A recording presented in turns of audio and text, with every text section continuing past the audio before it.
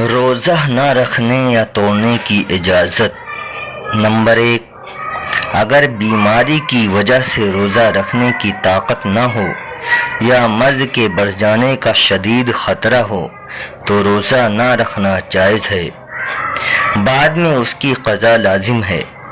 Number 2، اگر عورت حمل سے ہے اور روزہ رکھنے میں بچہ کو یا اپنی جان کو نقصان پہنچنے کا اندیشہ ہے تو روزہ نہ رکھے، بعد میں قضا کرے۔ نمبر 3، جو عورت اپنے یا کسی غیر کے بچے کو دودھ پلاتی ہے اور روزے سے دودھ کم ہو جاتا ہے اور بچے کو تکلیف پہنچتی ہے تو روزہ نہ رکھے، بعد میں قضا کرے۔ نمبر 4، شرعی مسافر جو کم از کم 48 میل تقریباً 70 کلومیٹر سفر کی نیت کر کے گھر سے نکلا ہو۔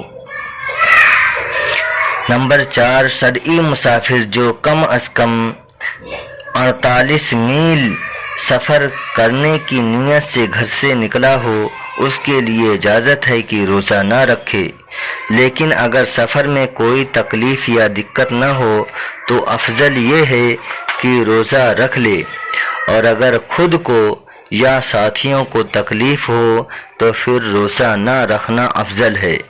نمبر 5، روزہ کی حالت میں سفر شروع کیا تو اب روزہ کا پورا کرنا ضروری ہے۔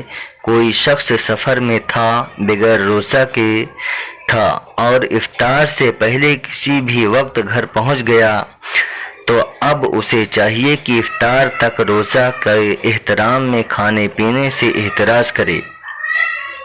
نمبر 5، اگر روزہ کی حالت میں سفر شروع کیا تو اب روزہ کا پورا کرنا ضروری ہے۔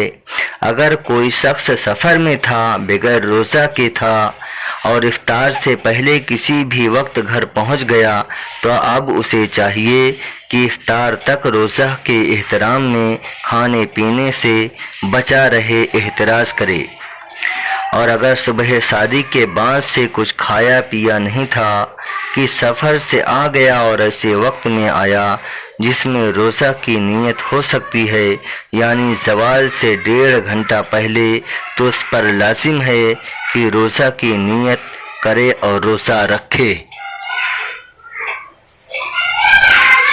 نمبر 6، اگر کسی کو قتل کی دھمکی دے کر روزہ توڑنے پر مجبور کیا جائے تو اس کے لیے روزہ توڑ دینا جائز ہے، پھر قضا کرے۔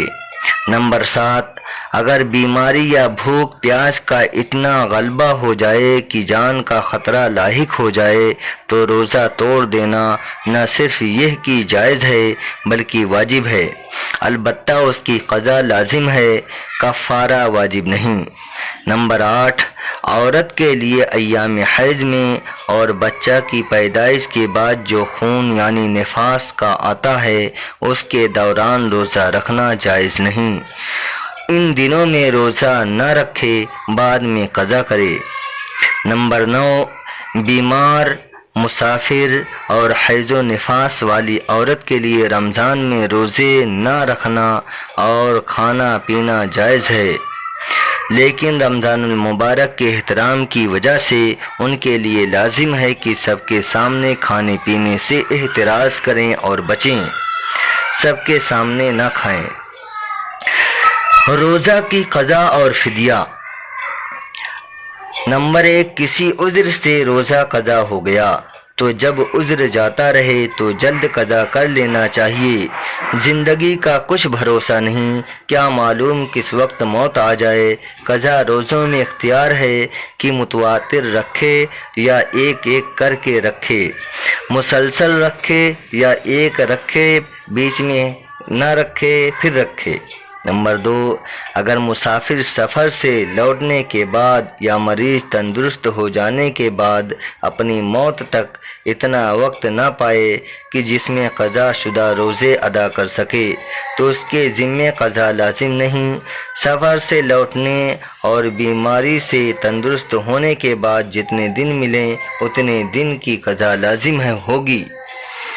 نمبر 3، اگر کسی نے فوت شدہ روزے قضا کرنے کا وقت پایا لیکن ابھی تک قضا نہیں کرنے پایا کہ موت کا وقت آ گیا تو وصیت کرنا ضروری ہے۔ اگر وصیت کیے بغیر مر گیا تو مناسب ہے کہ اس کے ورثہ ہر روزے کے بدلے 1 کلو 633 گرام گندم یا 3 کلو 266 گرام جو یا ان کی قیمت غریبوں پر صدقہ کریں۔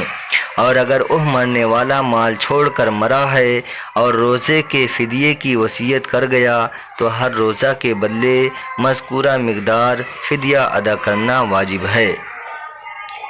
دوستو، دین کی باتیں ہیں جن کا جاننا بہت ضروری ہے، خود بھی جانیں اور اپنے دوست احباب کو بھی جانوانے کی کوشش کریں اور ان کے پاس شیئر کریں۔